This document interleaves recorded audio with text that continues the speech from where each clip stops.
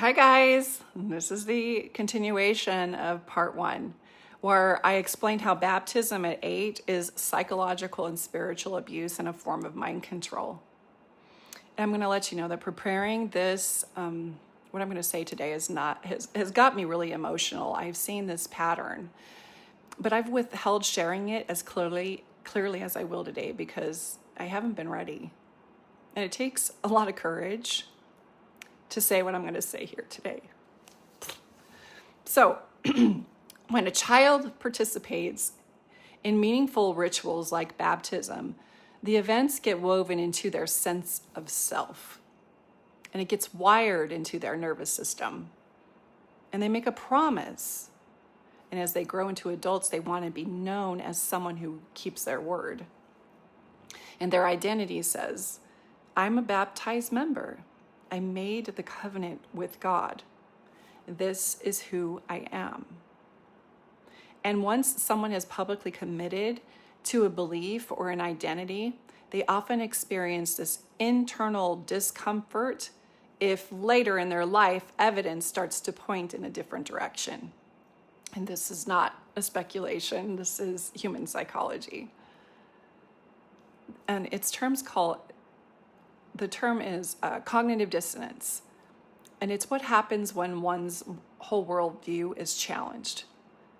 And if an adult member of the Church of Jesus Christ of Latter-day Saints even gives themselves permission to challenge their beliefs later in their adult years, they contend with some deep internal tension. I already promised. I believed this my whole life. What would it mean if I've been wrong all this time? What do I stand to lose by taking any other path than the one that was decided for me at 8? That covenant was presented to you as a sacred promise to God. Therefore, questioning it becomes very morally charged. So instead of asking, is this belief even true? No. They first have to go through the question, is it wrong or dangerous for me to even ask if it's true? Then they hear this repetitive looping. Doubt your doubts, not your faith. Or stay on the covenant path, the only path to true joy. Or here's an even heavier one. Christ died for you on the cross. It's the least you can do to dedicate your life to him so that his crucifixion and his unbearable sacrifice can lead you into exaltation and unification with your family in the next life. You're not asking if it's even true. You're asking if it's okay to even challenge that. And never mind all the suggestology tactics that go along with the idea that when you read the Book of Mormon, if you're spiritually attuned enough, then you will have a confirmation that it's true. And that's a whole other level of programming. I'm going to save that for another day. So that shift of giving yourself permission to challenge the beliefs that you inherited, when they're like layered with severe penalties, it can feel internally risky, especially to a nervous system. It can feel like annihilation. It sure was for me and everyone that I've coached throughout the years. And that is why healing and therapy needs to happen, because it's deeply ingrained into your psyche, into your identity at the core. My whole life, and it's true for many other members of the LDS Church, I know this, those calming feelings of peace and family approval and of celebrating the milestones and belonging, they've always been paired with my obedience. While feelings like guilt and shame and fear and disappointment were always associated with doubt and disobedience. So again, those emotional associations can be deeply ingrained and imprinted on your nervous system. And years later, someone can experience anxiety, simply by considering alternative beliefs because their nervous system has learned to associate questioning with danger or loss of the spirit or temptation from the destroyer. In LDS culture, there are these escalating commitments. First, you got baptism, then a mission, then the endowment, then the marriage sealing, then callings. But it's baptism that marks that very first time in a series of increasingly significant commitments. And they start to build on each other. And now those of you who know may say that the first I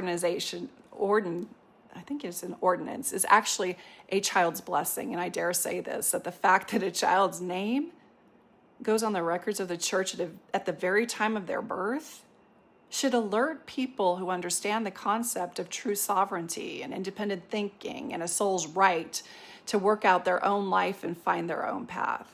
That should be a red flag for you.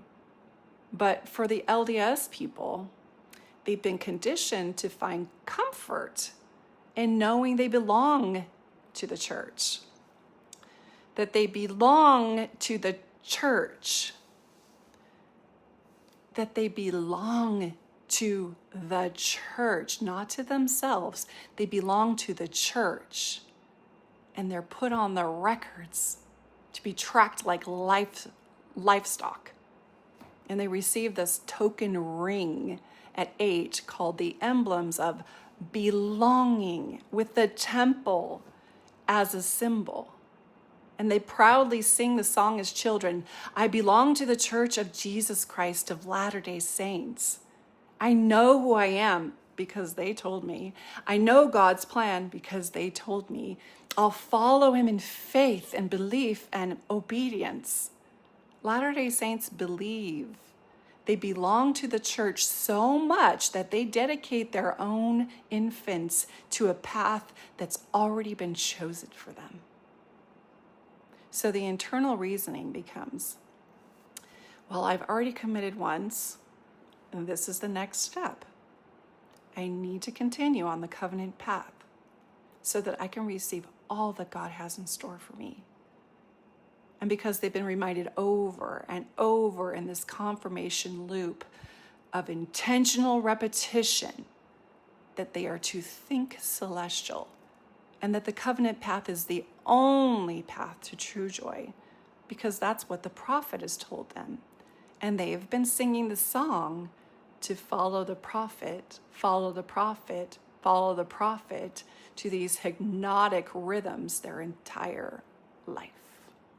And ironically, each commitment can make stepping away feel progressively more difficult because of this accumulated investment that's been infused into their identity, into their relationships, into their time, their resources, and their meaning to life. Actually, let me use the accurate wording here. LDS people who go on to get their temple endowments agree to obey what's called the law of consecration. They consecrate themselves, their time, their talents, and everything with which the Lord has blessed them or may bless them to the Church of Jesus Christ of Latter-day Saints. And the reason they're told that they're consecrating all these things is for the building up of the kingdom of God on earth and the establishment of Zion.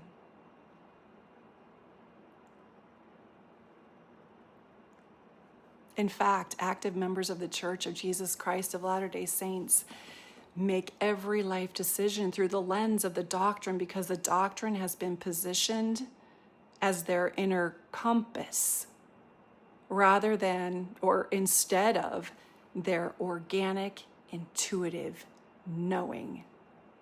And when you give yourself permission to do an unbiased challenge of your beliefs, and you accept that some of those fundamental principles do not align with your adult values, well, and then you learn about the deception and the cover-ups regarding the history of the church and how abuse is handled in the church, and you learn of the stockpiling of money and assets of the church, and you look back at the anchoring point when you first said yes to be baptized, and you realize that your commitment to the church became part of your identity, even before you had the maturity to decide whether you believed in its underlying truth claims.